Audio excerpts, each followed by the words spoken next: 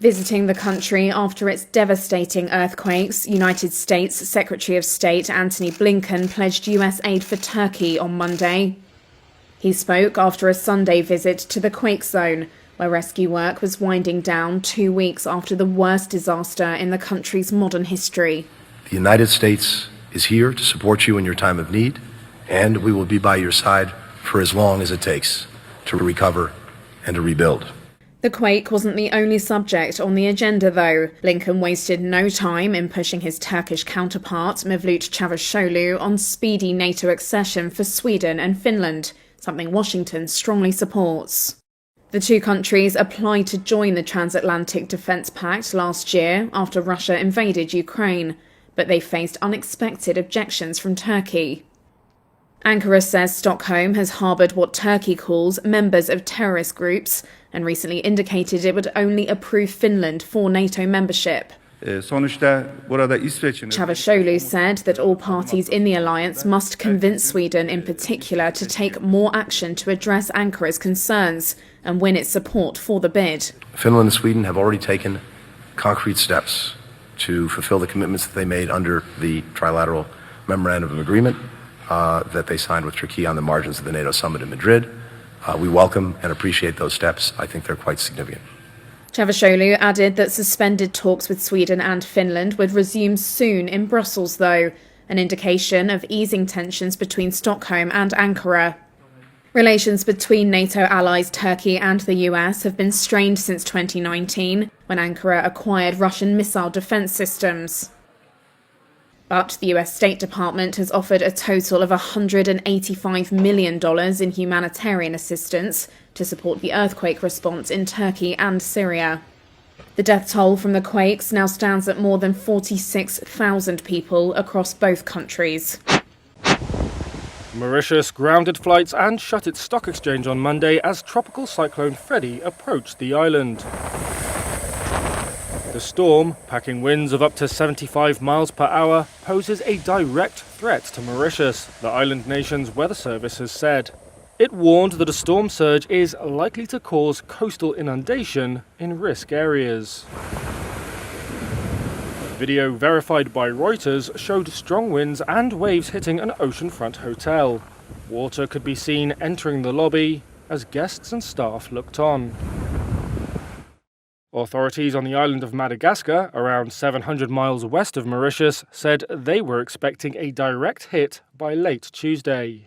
Emergency teams there are braced for heavy rains, floods and landslides in 4 regions. In recent years, the Indian Ocean's islands and Mozambique on Africa's coast have been hit by a string of deadly storms. Homes have been destroyed, crops ruined, and thousands forced to flee. As the death toll climbs in Brazil after devastating rainfall, Brazil's leader visited flood-hit areas in the country's southeast on Monday, where many are still missing. President Lula da Silva flew over the coastal town of São Sebastião, where most of the deaths have been reported. He pledged to help rebuild the town of some 91,000 people and said homes in Brazil should no longer be constructed in areas at risk of landslides and major floods. He also promised the government would restore key infrastructure like roads ravaged by landslides.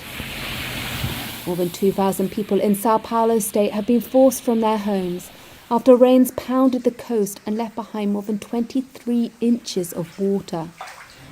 Many others remain stranded with roads cut off. Helicopters rescued some from homes now unlivable, taking them to a military base in São Sebastião. They also brought the bodies of those who had died.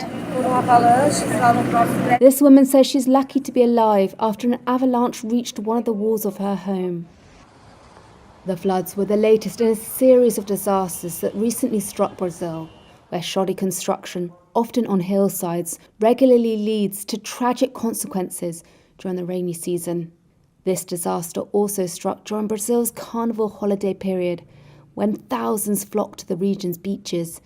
slightly worsening its human toll. Panic rang out on the streets of Hatay after a magnitude 6.3 earthquake struck southern Turkey near the Syrian border late on Monday. The mayor of Hatay province said there were reports of people stuck under rubble. At least 3 people were killed and over 200 injured, according to the interior minister. The fresh earthquake comes just 2 weeks after Turkey's worst quake in modern history left tens of thousands dead. Monday's quake was caught on live television. Reporters in Hatay were standing next to a collapsed building. Then, as the quake hit, the signal was lost. When back on the air, they could be heard saying, "It trembles, it still continues." Dust filled the air, and they continued their broadcast wearing masks. Buildings were damaged even more on Monday, leaving dust in the night air in central Antakya city, where the quake was centered. That's according to 2 Reuters reporters who said the tremors were strong and lasting. Emergency workers rushed to help residents, some of whom had been living in temporary tents. One man in Hatay said he felt unstable on his feet. It felt like the ground would tear apart. The ground was shaking. We were very scared. We thought the ground would tear apart. Smaller tremors have jolted the region in the last 2 weeks, but Monday's quake was the largest since the recent disaster on the Turkey-Syria border.